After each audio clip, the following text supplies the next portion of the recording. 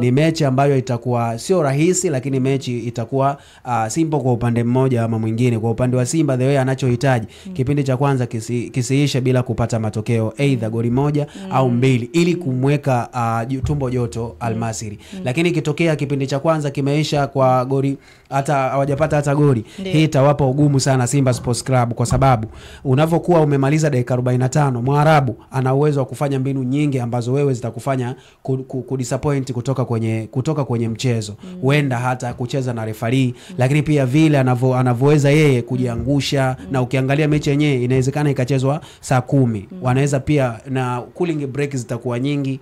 Kwa hiyo hii itawapelekea Simba kutoka kwenye mchezo. Kwa hiyo kikubwa Mwalimu Fadlu cha kufanya aweze kuweka mipango yake vizuri, ili inavofika kipindi cha kwanza hata zile dakika 15, dakika 20 aweze kuperform na kuweza kupata goli, ili kuweka vizuri kwenye mstari ambao uliokuwa sawa. Na kitu kingine, wawe makini kuto ruhusu goli, kwa sababu nayo inaweka mstari mgumu sana. Kwa sababu Simba ikitokea ameruhusu goli, maana yake inabidi asishinde chini ya goli 4. Na nikukatishe hapo Bilali. Unaiona Simba inakwenda kushinda zaidi ya magoli 3 bila?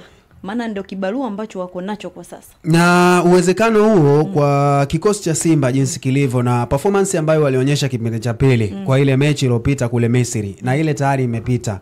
Uwezekano huo upo kutokana na wachezaji waliokuwa nao, kwa kila mmoja uwezo wake akionyesha, ni kikosi ambacho kiko vizuri. Lakini pia wakibadilisha zile nafasi ambazo wanazicreate kuwa ni nafasi za magoli, inawezekana uwezo wa kushinda goli 4, kwa sababu ukiangalia mechi ya juzi, maana yake ni nafasi zaidi ya nafasi 7 ambazo golikipa alikuwa muda wote anapelekewa zile shot on target. Kwa hiyo ikawa golikipa ndo amewanusuru Al-Masry. Kwa hiyo zile nafasi maana yake wakikaa vizuri uwanja wa mazoezi wakaconcentrate, na bahati pia ikawa upande wao, inawezekana Simba Sports Club wakashinda zaidi ya hizo goli ambazo tunazizungumza hapa. Simba wametengeneza nafasi nyingi sana ambazo pengine ukihesabu kwa haraka ilikuwa ni zaidi ya magoli hata 5 yalikuwa yanafika. Yes. Ni nini haswa Simba pengine tatizo liko wapi hapo? Tatizo Simba ni nafasi ni kumalizia. Simba kwenye finishing kuna changamoto kubwa sana. Na ndio maana hata ukiangalia msimu huu hata kwenye ligi ya NBC, maana yake ushindi mkubwa au uchangizi mkubwa wa magoli ni kutoka kwenye viungo kuelekea kule. Kwa sababu ukiangalia anayeongoza kwenye safu ya ushambuliaji au anayeongoza kwa idadi kubwa ya magoli ni Jean Chazeaua ambaye ana goli 12, lakini pia ana assist 7 ambazo yeye sasa maana yake goli 19 za kwake yeye peke yake. Lakini pia ukiangalia ile safu ya ushambuliaji wale wa mwisho, ukimwangalia Ateba mpaka saizi ana goli 8. Goli 8 ambazo yeye ukiangalia yeye ndo amecheza dakika nyingi, tofauti na Steven Dese Mukwala ambaye mwenye goli 9. Kwa hiyo utaona kabisa kwamba yule anayeaminiwa ana changamoto na ana mapungufu ambayo bado nahisi kocha Mwalimu Fadlu bado hajamweka sawa. Na ukiangalia Mwalimu Fadlu kipindi inahisi yuko Kaizer Chiefs kama sikosei au Orlando Pirates, alikuwa ni kocha wa viungo. Alikuwa kocha ambaye wa washambuliaji, kwamba alikuwa anawatengeneza washambuliaji. Kwa hiyo mimi nashangaa kwa nini anashindwa kumtengeneza Lionel Ateba ili akae vizuri, awe forward ambaye wa kuaminika. Na yeye amemwamini kwa sababu anavocheza dakika 70, dakika 80, unaona kabisa kwamba huyu ndo chaguo lake namba 1. Kwa hiyo kama ni chaguo namba 1, inabidi amtengeneze aweze kuscore. Tunajua kweli kocha kazi yako ni uwanja wa mazoezi, lakini unavoenda dakika 90 wewe pale unakuwa huna cha kufanya, maana yake unamwachia yeye sasa ndo amalize. Kwa hiyo lazima amtengeneze kwanza psychology yake iwe sawa, kwa sababu kama yuko disappointed lazima awe sawa, kwa sababu unavocheza timu kama Simba ni timu kubwa. Ukiangalia saa hizi Simba ana concentrate kwenye mashindano matatu tofauti, kwa maana yake yuko kwenye CRDB, yuko NBC na hii kombe la shirikisho. Kwa hiyo huko kote maana yake Lionel Ateba anatakiwa afanye vitu vya kuweza kuipeleka Simba mbali zaidi. Sasa Bilali, wewe ndo umechukua ukocha sasa hivi hapa tarehe 9 hii hapa. Ndio. Ateba na Mukwala, unaanza na nani?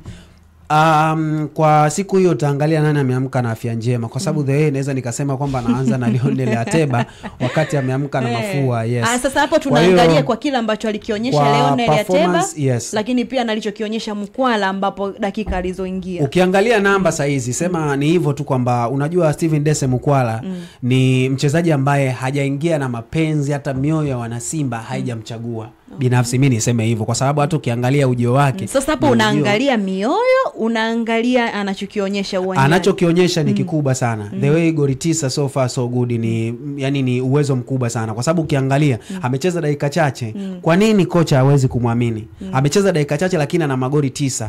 Kwa hiyo amechangia magoli mengi kwenye kikosi cha Simba. Kwa hiyo kocha ni kukaa na Mukwala kuweza kumtengeneza awe mtu wa mwisho. Unajua changamoto ya Mwalimu Fadlu kinachotokea kwa Steven Dese Mukwala, kwa nini hawezi kuamini? Kwa sababu Steven Dese Mukwala ni forward ambaye hakai permanently kwamba niko mimi namaliza hapa nisubiri mipira. Ni forward ambaye ni multipurpose, anaenda pande zote. Na hata ukiangalia mechi ya juzi alivyoingia yeye alikuwa anatoa mipira upande wa kushoto, upande wa kulia, yaani hakai sehemu sahihi. Na ile inatengeneza ni kwa maforward wa sasa hivi ni kitu kizuri. Kwa sababu unavyokuwa wewe huko pembeni, kuna watu wanakuwa kati, wakikaa vizuri wao ndio wanaweza kuscore. Kwa hiyo mimi binafsi naamini Steven Dese Mukwala I say ni mchezaji ambaye anashindwa kuaminiwa, lakini ni mchezaji ambaye anaweza kawasaidia Simba. Kwa sababu hii inachukua alivyotoka Asante Kotoko. Alikuwa ni best player ambaye watu wengi tulimtolea macho na tulizungumza mengi sana. Lakini kwa dakika ambazo amezionyesha sasa huyo Dese Mukwala, pengine kama mwalimu angechukua jukumu la kumwanzisha, unaona Simba ingeweza kupata kitu kutoka kwake? Uwezekano kwa kasi ya Simba. Unajua Simba wana kasi sana kwa zile pande zote mbili. Tunazungumzia wale mawinga. Upande ambao anacheza Kip Dennis, Prosper Chiluya, lakini upande pia anaocheza Elim Panzu Kibisawala. Hao wote wana kasi. Na hao wote manake wana uwezo wa kuwatoka wachezaji wawili. Kwa hiyo kama wana kasi, ile kasi mimi naamini Lionel Ateba hawezi kuendana na ile kasi.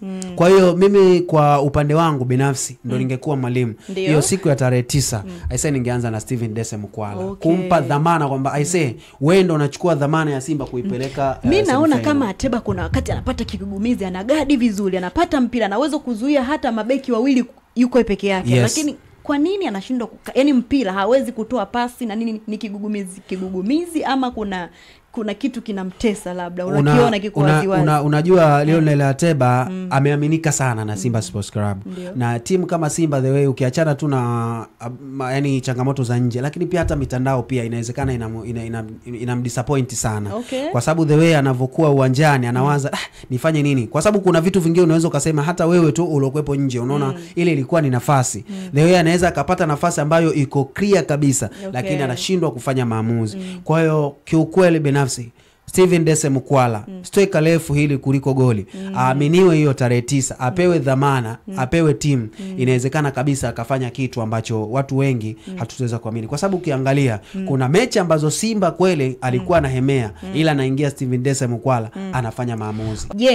Wewe ulivyotazama ule mchezo ilikuwa ni kuna ulazima Chaza afunge ama kwa kuna option nyingine labda ya kuweza kutoa pasi na waweze kufunga wachezaji wengine na kupata matokeo kwa Simba? Unajua wachezaji wa Simba kama narudia kutokana na baadhi ya maneno ya viongozi pale Simba, lakini pia hata wanachama, wachezaji wa Simba wako ni bado ni machua kwa sababu sio wazoefu kama vile ambavyo tunavyoamini walivyokuwa kina Kapombe, kina Mohamed Hussein Shabalala, kwamba bado hawajakuwa wazoefu na wanaamini kwamba wanatamani waonyeshe wao kama wao, alafu baadaye ndo waisaidie timu. Kwa ili hali mechi ya juzi ingekuwa wanacheza kitimu 100%, ingekuwa ni mechi ambayo Simba ameweka rekodi kubwa sana kushinda goli nyingi. Kizungumzia Janja Zeaua, haya ni mashindano yake ya kwanza yeye kufika hizi raundi. Alivyotoka kuwa MVP kule Ivory Coast, the way alikuwa kwenye timu bado hajafika kwenye raundi hizi. Kwa ina maana yeye yuko huku, na ukiangalia kila muda sisi ndo tunadhani kwamba yeye ndo tegemezi kwenye kikosi cha Simba, na ukiangalia ni kweli kwa sababu namba zinambeba. Namba zinambeba. Maana yake alicheza Ivory Coast alikuwa na goli 12 lakini pia alikuwa na assist 9. Hapa sasa hivi mechi 23 alizocheza au 22 ndio maana yake ana goli 12 na ana assist 7. Kwa hiyo unaona kabisa kwamba amefanya kitu kikubwa ambacho the way yeye binafsi anaona kwamba I say hichi ni kitu ambacho ni zaidi ya vile ambavyo nilivyofanya. Kwa hiyo mimi ni tegemezi kwenye hichi kikosi. Kwa hiyo bado wana utoto, ila naamini wakiwa wanaambiwa kwamba bwana I say hii timu inabidi mcheze kitimu na mnavopata nafasi muzitumie, lakini pia hata ukipata nafasi ukiona mwenzako mpaka umefungua, the way wewe toa pasi ile aweze kushinda, kwa sababu ukiangalia juzi hata Kibu Denis Prosper Chiluya alitumia, kuna nafasi ambazo yeye ilibidi aweze kushare na mwenzake au apasie, lakini analazimisha kwenda mwenyewe na kutumia yani kupiga mipira ambayo haina hata faida. Lakini Kibu D kama siku yake kazini siku ile ilikuwa ngumu kweli kweli mapema sana. Yes, ni kweli, ila kama unavyojua kwa sababu uwepo wa Kibu Denis kwenye kikosi cha Simba, yani hata kama anakuwa kama kivuli tu, lakini unaona kabisa kuna kitu, yani mabeki wa upande wa pili, ile safu ya ulinzi wa wapinzani kuna kitu wanapata, kwa sababu the way hata ukiangalia mechi ya Taifa Stars na Morocco aliwatabisha sana, na Kibu Denis anawapa kazi ngumu sana Waarabu, kwa sababu ukiangalia pia mechi na CS Sfaxien aliwatibulisha sana, aliwapa kazi ambazo walishindwa kutoa majibu. Kwa hiyo Kibu manake ana uwezo mkubwa na ana nguvu, lakini kuna muda mwingine anashindwa kutumia akili. Anashindwa kuwa mchezaji ambaye mwenye maamuzi ya kuweza kungamua kwamba hapa nifanye maamuzi gani, na akaweza pia kuisaidia timu. Kwa hiyo mimi binafsi ni wasi wachezaji wa Simba, benchi la uongozi, watumie nafasi hii muda huu uliokuepo, kama kweli wanahitaji kufuzu, watumie nafasi hii kuwaambia wachezaji kwamba mnavocheza dakika 90 muwe kitu kimoja ambacho kinaweza kila mmoja akitoa nafasi mwenzake aweze kushinda, kwa sababu ukiangalia Jean Charles Ahoua ni mzuri kwenye kupiga mipira ile iliyokufa. Mipira ile iliyokufa Jean Charles Ahoua ni mzuri. Hata ukiangalia juzi alipiga faulo moja ambayo ilienda moja kwa moja kwa golikipa. Kwa kama zile maana yake akipiga na wakapata nafasi na pia bahati kawa upande wao, wanaweza akascore goli nyingi sana. Kwa hiyo kwa Kibu Denis ni kweli mechi ya juzi ilimkataa, lakini haikumkataa 100%. Huenda alikuwa chini zaidi ya 60%, na tofauti na zile ambazo anazionyesha kwenye mechi kadha wa kadha.